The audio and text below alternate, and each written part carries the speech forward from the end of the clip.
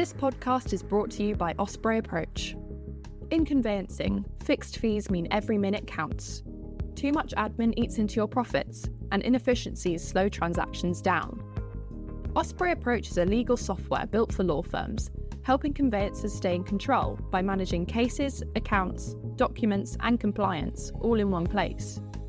From automated client updates to post-completion workflows, Osprey streamlines every step, cutting admin time and keeping transactions moving. Osprey Approach.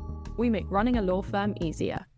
You're listening to the Today's Conveyancer Podcast, the leading source of information for residential property lawyers in England and Wales. Don't forget to subscribe and sign up to our free newsletter at todaysconveyancer.co.uk. You can also follow us on LinkedIn and Twitter.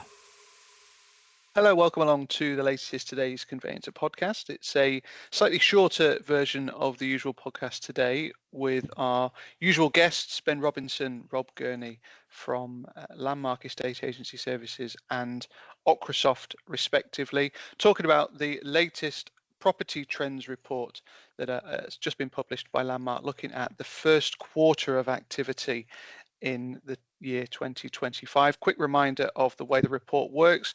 We're looking at listings data, sold subject to contract, the volume of searches that are ordered, and completions. No surprises that completions in March have skyrocketed, to be expected as a result of the stamp duty deadline. But the underlying information and the underlying data, which is part of the topic of discussion today, is still looking pretty promising for the rest of the year. And I'm going to throw to you, Ben, first for that kind of picture of what the demand data is telling us about what the rest of the year could look like.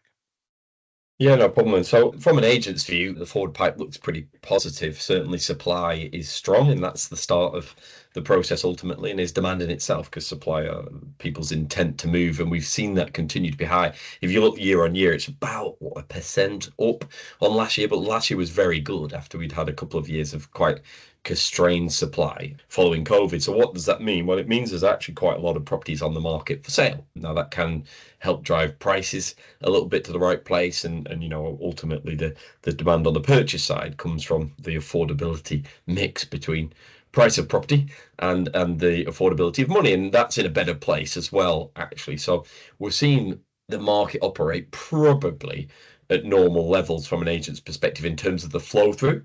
Certainly been creeping up and getting slightly stronger on that sort of commitment, that demand side, but supply is great, and part of the reason we think supply remains probably upper normal actually is the rental reform bill. We've got a lot of anecdotal evidence talking to agents on the ground that is driving landlords to sell, especially your sort of accidental landlords, you want property landlords who just look and say, well, I can get 4.5%, 5% in a savings account. That's less stress than a property I might as well get rid of it, which is hopefully good news for first time buyers. And I think when we look at the reports coming out of the industry, they've been a big mix of what's gone on. And when you see accuracy in hindsight, of course, and you see the trends that we saw flow through Q4 last year and into this year, you saw actually from our data sort of spikes in search volumes, perhaps above expected, and valuations taken on. And of course, that was the early rumblings of was going to be lots of completions here. This is people trying to rush through. And that seemed to hang over into January a little bit. But what we saw then for the rest of the quarter was a bit of a flattening out. I imagine that was a bit of a reaction or a correction from the rush of activity through there, but it was only a little bit of a correction, and it's remained pretty strong. So what we do see is again, from an agent's view, is sales going up from February to March, as you'd expect, and actually for that the forward pipeline's good, even if we see a bit of a gap in cash following a crazy March whilst people get back onto the trend. So I think I'd like to think that generally the numbers themselves are showing a decent picture for agents, and I'm talking from an agent's perspective. They've got plenty of properties to sell. That's the future pipe. There is demand there. People are committing. Looking at some of the numbers for this month, obviously we don't publish that, but that trend's continued, that sort of normalish market demand. And therein is kind of the key to this, isn't it? That there is almost a return to some level of normality in the market. We've had a couple of interest rate cuts over the last couple of months. There is some confidence returning to the property market. What's the data showing us, Rob, from the point of view of number of searches that are being ordered and kind of that flow through that Ben is describing the demand for?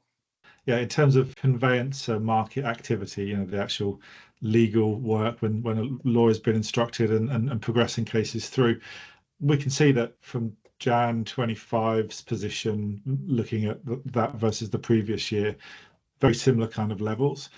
In February 25, again, when you compare to the previous February, you can see on our chart that there's actually sort of a bit of a drop down in sort of comparables to the same month of last year. But that's actually quite misleading. That initially to the sort of naked eye would suggest that the number of conveyancing transactions has reduced. That's actually not the case. It's just that when you compare it to Feb 24, there was an anomaly in the market. There was a particularly large spike in instruction levels during the month of Feb 24, which means that Feb 25 doesn't compare favourably to it. I think we're at about 84% of that level.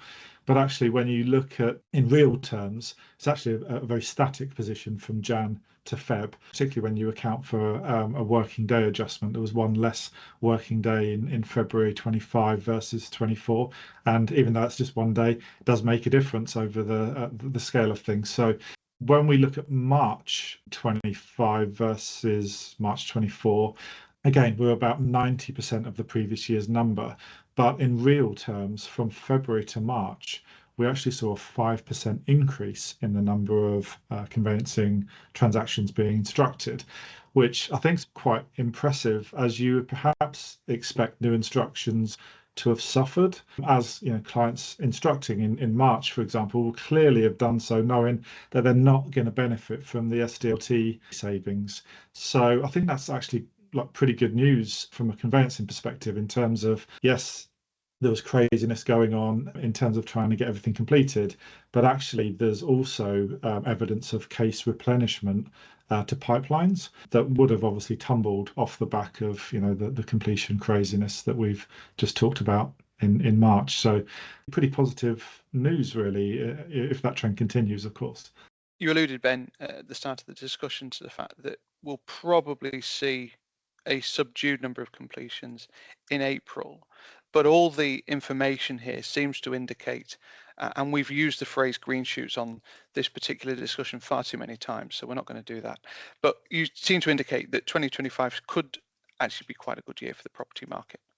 Yeah, I think, again, from an agent's perspective, it's an improving year. So whenever we've seen a sort of a big crash or dip, you tend to see 3 to 5 years of recovery to get back to good levels, and we're well away on that journey. So it's looking like it should be better than last year, and I think that's why we've sort of moved the numbers as well, because we used to compare to 2019 saying that was the last normal year, but in reality that was a long time ago. When you're doing budgets, what you're interested in is, are we improving year on year, and is the market improving year on year? And it certainly looks that way. As Rob said, things have been replenished, and it sounds like in the space for conveyancers they are as well. From an agent's perspective, that's the forward pipe, and that's positive. You mentioned it, David, there's been interest rate cuts. There's an expectancy that will continue, and a bit of a rate war, which is never a bad thing for movers. Couple that with lots of supply, and actually a lot of that supply being fairly regularly reduced over the last 6 months to try and meet that balance between the sort of interest rate affordability and house price, and people being keen for that to move through at pace.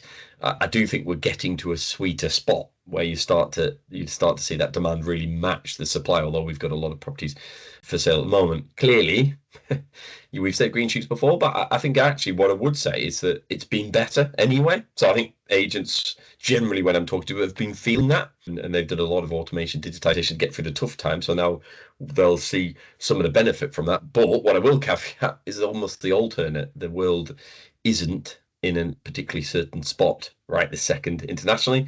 And of course, the outcome of that can impact those sort of macro indicators, that the interest rates, people's willingness to commit, take risks or save, and all of that can be affected, as we've seen through the past, since 2019, with the ups and downs and everything that's gone on from COVID to the mini budget. It does have a massive impact, though. That affordability change does, that uncertainty does. It feels like there's confidence right now, and let's hope that continues and we don't see a huge impact from everything that's going on in the world at the moment on prices and interest rates, because unfortunately, if that does happen, as we've seen, it tends to slow things down a little bit.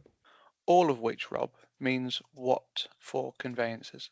As you've already said, it's hardly prediction of the year that we were going to have crazy completion month in March, but actually the quarter as a whole rose 30% year on year, and for the month of March alone, completion numbers were 71% higher than they were in March 24. So clearly that means that the pipeline gets cleared out of a lot of the stuff that would have been hanging around. Crazy levels of effort from all conveyancers to get all of those clients moved ahead of the stamp duty changes. So the pipeline clear out will be a welcome one. But I know that that leads to nervousness in terms of where does that the new work come from, of course, and as I've already said, there is a healthy and increasing level of new work that seems to be coming through at the front door, which obviously is going to be very, very welcome. As we've sort of mentioned, with such a spike in March, there's going to be a lull, and recording this at the end of April, we can see that April is not a good completion month. And it's inevitably the case. But it does look as though, because we can see the steady increase of new work coming through, that completion shortage ought to be a short-term issue only. And the longer-term forecast, with all the caveats that Ben's just mentioned, perhaps one where we're seeing confidence levels rise, and dare I say it, stability as well after this period of chaos. We always try and keep this discussion quite short and sweet, so it's been great to have you both on and sharing your insights, sharing the information that's in the property report. Thank you very much indeed, both, for joining. Thank you, David. The Today's Conveyancer podcast is available on your preferred podcast provider. It's also available on todaysconveyancer.co.uk. My thanks to Rob and to Ben. Thank you as ever for listening, and we'll see you again soon. You're listening to the Today's Conveyancer Podcast, the leading source of information for residential property lawyers in England and Wales. Don't forget to subscribe and sign up to our free newsletter at todaysconveyancer.co.uk. You can also follow us on LinkedIn and Twitter.